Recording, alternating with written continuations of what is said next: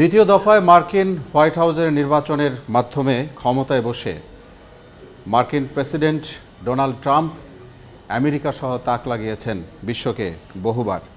ব্যাপারটি এরকম যে আলোচনার চেয়ে যেন তিনি সমালোচনার জন্ম দিতেই বেশি পছন্দ করেন। বিশ্লেষকরা অবশ্য সেরকমই মনে করছেন। প্রথম দিন ক্ষমতায় এসে মার্কিন প্রেসিডেন্ট ডোনাল্ড ট্রাম্প যতগুলো নির্বাহী আদেশে সই করেছেন পৃথিবীর ইতিহাসে কোনো প্রেসিডেন্ট আজও তা করেনি। নতুন করে আবারও সমালোচনায় মার্কিন প্রেসিডেন্ট ডোনাল্ড ট্রাম্প। তা হলো গত শনিবার একটি নির্বাহী আদেশে সই করেছেন যেখানে মেক্সিকো, কানাডা এবং চীনের উপর অতিরিক্ত শুল্ক আরোপ করেছেন তিনি। এছাড়াও মার্কিন প্রেসিডেন্ট ডোনাল্ড ট্রাম্প আমেরিকার রাজনৈতিক ইতিহাসে, রাজনৈতিক জগতে তার নিজেরও একটি অবস্থান তৈরি করতে তিনি খুব প্রস্তুত রয়েছে বলে মনে করছেন এই মুহূর্তে বিশ্লেষকরা। নতুন শুল্ক আরোপের মাধ্যমে মেক্সিকো এবং কানাডার উপর 25% অতিরিক্ত শুল্ক আরোপ করা হয়েছে এবং চীনের উপর করা হয়েছে 10%, যেটি নিয়ে বিশ্বে বেশ সমালোচনা চলছে। কারণ আমেরিকার প্রেসিডেন্টের এই নির্বাহী আদেশের সই আগামী মঙ্গলবার থেকে কার্যকর হবে। কার্যকর হওয়ার আগেই কিন্তু নেতিবাচক প্রভাব পড়তে শুরু করেছে বিশ্বের বাণিজ্যের ক্ষেত্রে। এমনকি বিশ্লেষকরা মনে করছেন যে এর মাধ্যমে বিশ্ব একটি বাণিজ্য যুদ্ধের দিকেও এগোতে পারে। তার কারণ হলো মেক্সিকো এবং কানাডা সহ চীন ইতিমধ্যে কিন্তু ঘোষণা দিয়েছে যে তারাও বসে থাকবে না, তারা পাল্টা জবাব দিবে।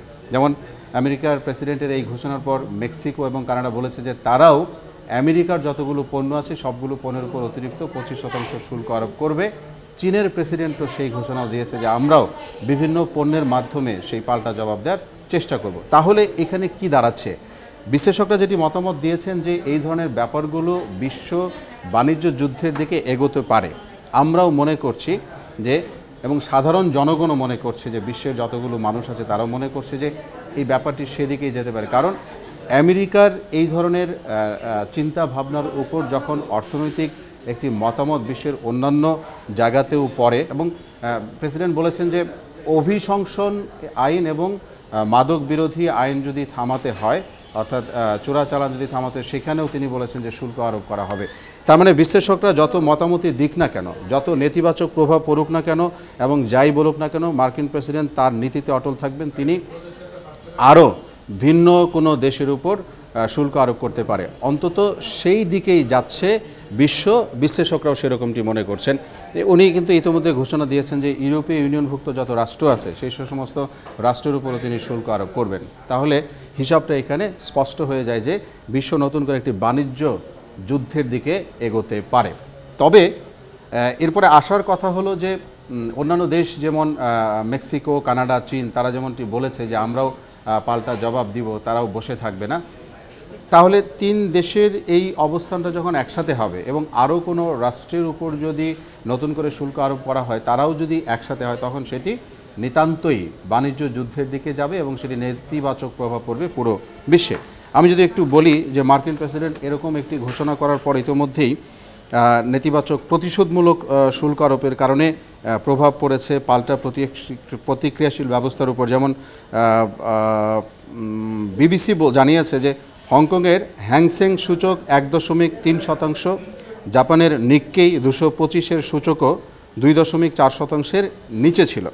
দক্ষিণ কোরিয়ার কোম্পানির 3% এবং অস্ট্রেলিয়ার ASX 200-এর 1.8% হ্রাস পেয়েছে।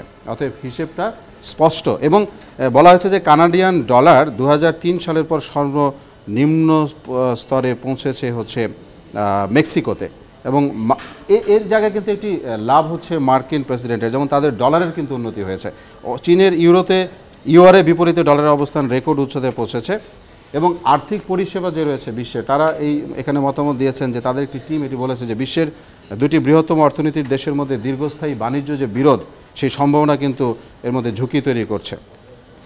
সুতরাং ট্রাম্পের পরবর্তী শুল্ক আরোপের তালিকায় কোন কোন দেশ রয়েছে এ নিয়েও যেমন উদ্বিগ্ন সারা বিশ্বের যে বিশ্লেষকরা তারা, এবং ইতিমধ্যে তিনি ঘোষণাও দিয়েছেন যে ইউরোপীয় ইউনিয়নভুক্তগুলো দেশের উপর শুল্ক আরোপ করা হবে।